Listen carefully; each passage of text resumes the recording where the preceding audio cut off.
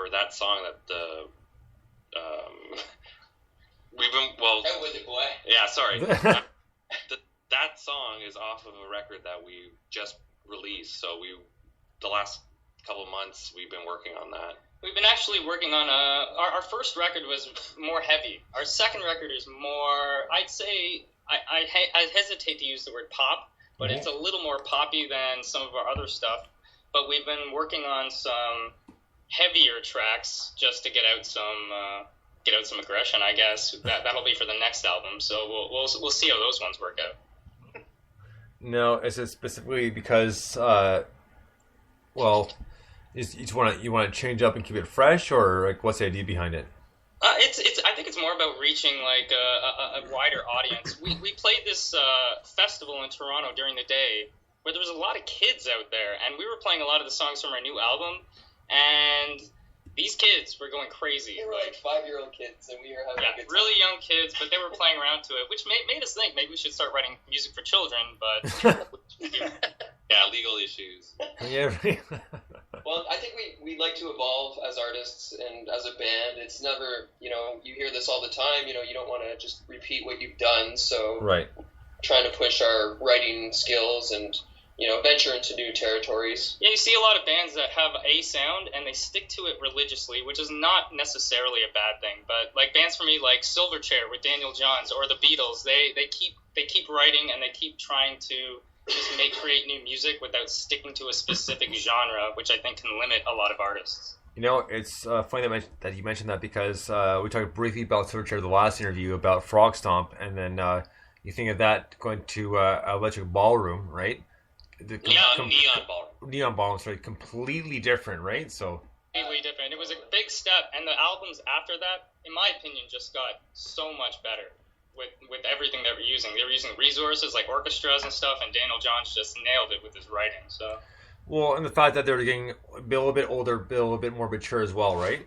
Yeah, for sure. I think like the first record of any band is just kind of reactive, or it's very reactionary, and with the second and third records, you have a little bit more time to think and process it before you lay it down. Like Frog Stomp was amazing, but it was a very simple record. Right. You know how to write, but they're also 16, so that's what you get, right? But it reached a lot of people, and I think actually as they grew and they got these more complicated records, they lost a lot of their fan base, but gained such a strong fan base. Well, I tell you, one more thing about them is when the second album came out, like I loved "Abuse Me." I thought that was one of the greatest songs ever written. I thought he did such a good job with that song. Yeah, great album. Freak Show was a great album too. Yeah. So back to you guys after our little kind of sidestep here. We'll talk afterward. Well, right. So playing live, do you guys tend to improvise a lot, or do you kind of stick to the format? We actually used to improvise so much. In fact, one show we kept a guitar solo going for a very long time until they had to cut the power off. More of a joke at the end. We were playing at the end of the night, and the owners of the place weren't very accommodating. But we just wanted to keep playing, and we brought a lot of people to that show, and they enjoyed it. And it was also because this promotional company, which they're called Supernova, they have a history of making bands pay to play shows. Right. That whole swindle. So we kind of wanted to turn the tables on them and, beat them at their own game. And I think we accomplished that. Right on. Nice. So next up, we're going to get to another song off this compilation. And the band's called Mavort. And the song's called These Days. Dig this.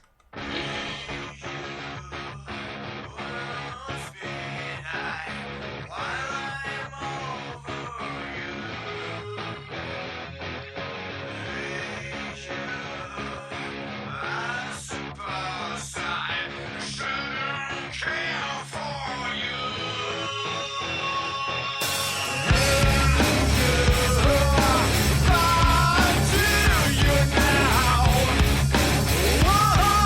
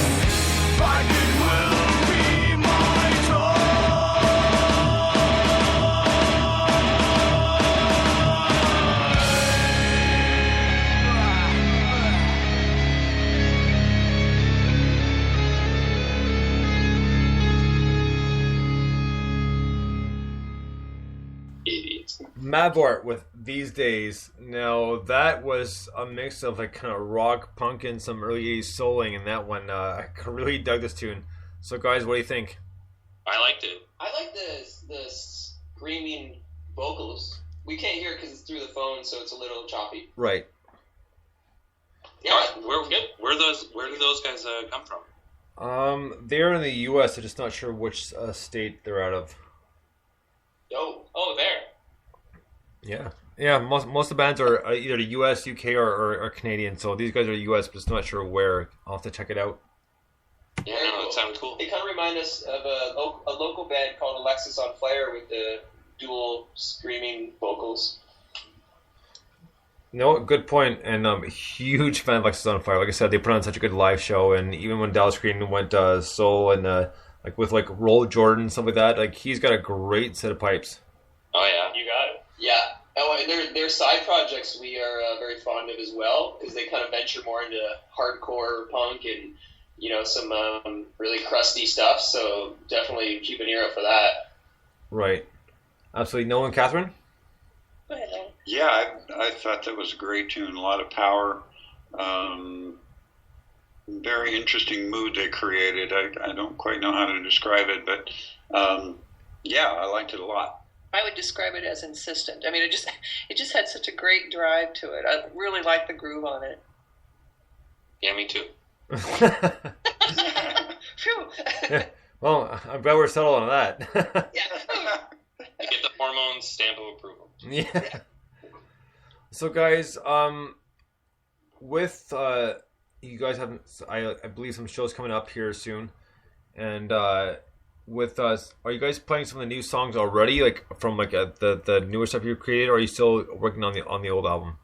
Oh, we've been playing some of the newer stuff. We're usually open to trying out some of our new songs just in case live to see how they go.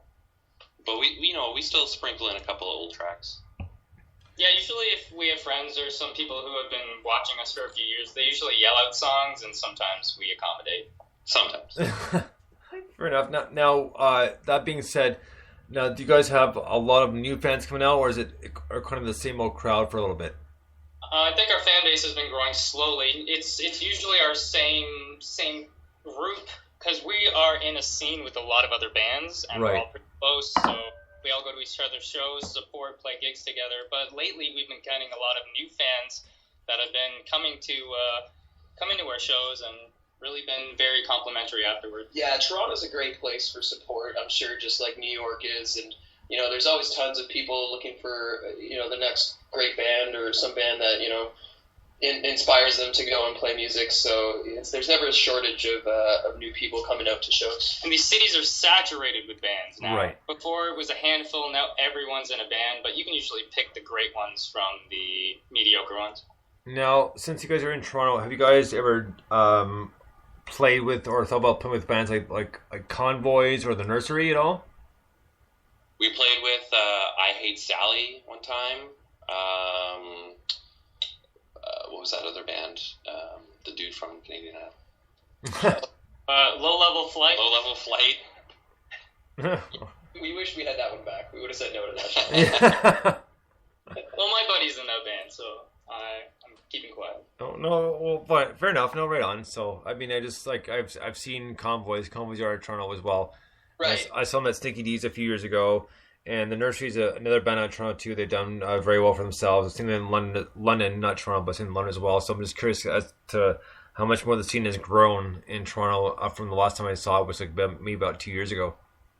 Yeah, I mean, like, again, it's been pretty steady. There's always a lot of great bands. Career Suicide is probably one of the top punk bands in Toronto for sure. Yeah, I'm not so familiar with the ones you mentioned, but that kind of just goes to show how many bands there are, coming out of Toronto these days. Absolutely. Nolan, Catherine? I'm going to step back to the music making process and development and all of that. I don't think we actually touched on lyrics, did we? I don't think so, no. Yeah. So who's your primary lyricist, and how does that all come together? Does that come after the song is all written and then you put the lyrics on top of it, or how does this work? I think we'll let Steve answer that question. He is the lyricist. Yeah, pretty much.